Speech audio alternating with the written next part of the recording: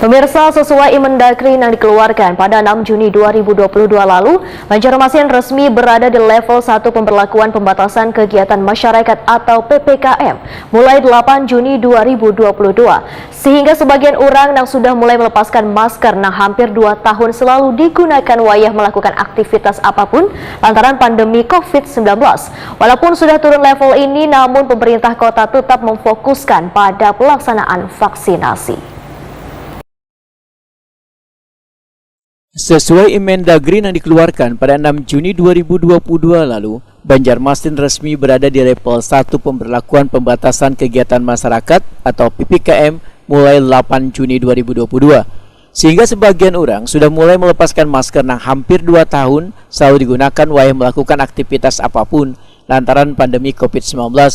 Wali Kota Banjarmasin Ibnu Sina Takuni Prima TV Kamarian Kamis 9 Juni 2022 merasa bersyukur lantaran Banjarmasin bisa berada di PPKM level 1 sehingga warga sudah mulai sedikit lega melakukan aktivitas khususnya di ruang terbuka tanpa menggunakan masker. Walaupun pemberlakuan PPKM masih dilakukan di kota Seribu Sungai ini, Ibnu Sina memandahkan walaupun sudah turun level, namun pemerintah kota tetap memfokuskan pada pelaksanaan vaksinasi, bahkan memberikan stimulus atau door prize kepada warga yang bervaksin, tujuannya untuk meningkatkan pencapaian vaksinasi. Kita bersyukurlah, ini sudah ada keputusan dari pemerintah pusat bahwa sepertinya berapapun jumlah vaksinasi, semua disamaratakan level 1. Semua level 1. Karena memang kasusnya juga hampir tidak ada lagi. Kenapa saya berani buka masker ini? Karena memang kan sudah ada arahan dari Pak Presiden, boleh buka masker di tempat umum. Kalau yang sudah booster 3 kali vaksin, insya Allah relatif aman. Dan kecuali yang sakit, yang flu, pakai masker.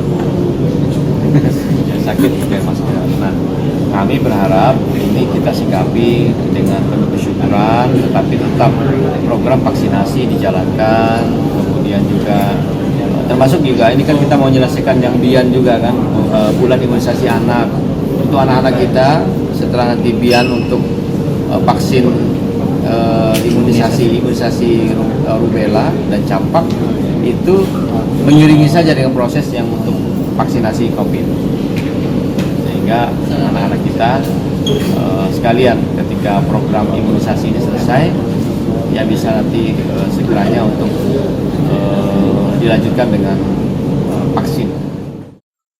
Ibnu Sina menambahkan, kelonggaran yang telah diberikan untuk kadang menggunakan masker di ruang terbuka tetap harus disikapi dengan selalu menjaga kesehatan dengan cara memperhatikan kebersihan lingkungan agar terhindar dari berbagai penyakit.